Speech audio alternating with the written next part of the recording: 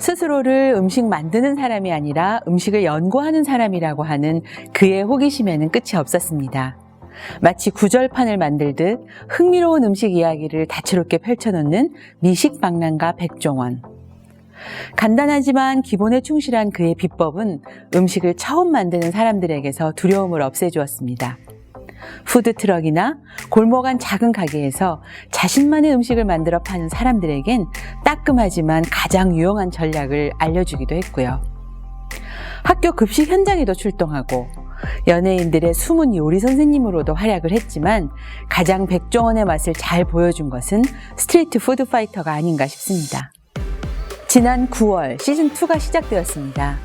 시즌1에서 백종원이 들려준 풍성한 이야기와 잠시도 눈을 뗄 수 없었던 영상 덕분에 이번에는 어느 곳에서 어떤 음식으로 무슨 이야기를 들려줄지 꽤나 궁금했습니다. 이스탄불에서 시작하여 하노이를 거쳐 뉴욕, 시안, 다시 멕시코로 이어지는 동안 어느 곳에서나 그는 그곳에서 오래 살고 있던 사람 같은 느낌을 주었습니다. 검은 배낭 하나를 둘러매고 길을 걷는 그의 발걸음은 항상 경쾌했죠. 길을 건너고 모퉁이를 돌고 드디어 찾아낸 곳은 의외로 허술했지만 언제나 사람들이 북적거렸습니다.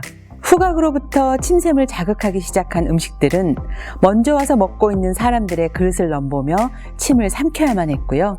주방에서 들려오는 소리에 조바심을 태우긴 마련이었습니다. 드디어 나온 음식. 한 입 베어 물며 그는 맛있다는 말을 연발하지만 보고 있어야만 하는 사람들의 입안에는 침이 가득 고이기 시작했습니다. 그런데 말이죠. 음식은 맛만으로 먹는 것은 아닌 듯합니다. 음식 하나하나가 갖고 있는 이야기와 그 음식을 만들어 판매하고 있는 가게의 역사도 음식 맛에는 중요한 요소가 됩니다. 그 음식들에 한 발 다가설 수 있도록 그는 음식의 이름부터 풀어주기 시작합니다. 사실 영어는 조금 알지만 몰라도 상상이 가능하죠. 그러나 터키, 베트남, 중국, 멕시코 등의 말은 알기가 어렵습니다. 그래서 음식을 시킬 때 우리는 마치 글 모르는 사람 그림 맞추듯 했던 경험이 있을 것입니다. 우선 밥인지 빵인지 국수인지를 구분하고 튀겼는지 쪘는지 볶았는지를 나누고 달고 시고 맵고 짠지를 알게 되면 음식이 보이기 시작합니다. 이어 펼쳐지는 그의 이야기는 맛깔나는 양념이 되어 음식의 맛을 더해줍니다. 티본 스테이크를 칭하는 포터하우스는 뼈에 달린 고기를 선원들에게 구워주었던 어느 레스토랑의 이름에서 유래했다고 합니다. 반미는 베트남이 프랑스 식민지였던 시절 먹기 시작했던 그 바게트 빵을 활용했다고 하죠. 음식은 이렇게 맛과 함께 이야기로 더욱 명료하게 기억되는 듯합니다. 스트리트 푸드 파이터가 갖고 있는 또 하나의 뛰어난 장점은 영상미입니다.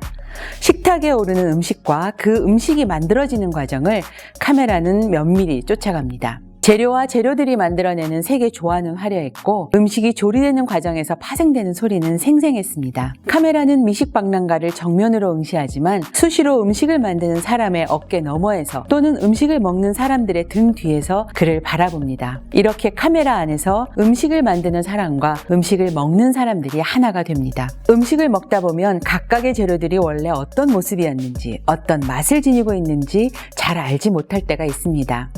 그 길을 카메라는 거슬러 올라가기도 합니다. 날 것이었던 처음으로 돌아간 순간 모든 것이 어우러져 만들어낸 음식의 맛 속에서 각각의 재료들이 갖고 있는 본연의 맛들이 마법처럼 살아나기도 합니다. 음식의 맛을 멋으로 승화시킨 스트리트 푸드 파이터. 드라마 심야식당이나 고독한 미식가보다 감동적이었고요. 다큐멘터리 누들로드나 요리 인류보다 흥미로웠습니다. 이 멋진 미식 박람기를 따라 저도 오늘은 길을 떠나고 싶네요. 여러분도 함께 가보시지 않겠습니까?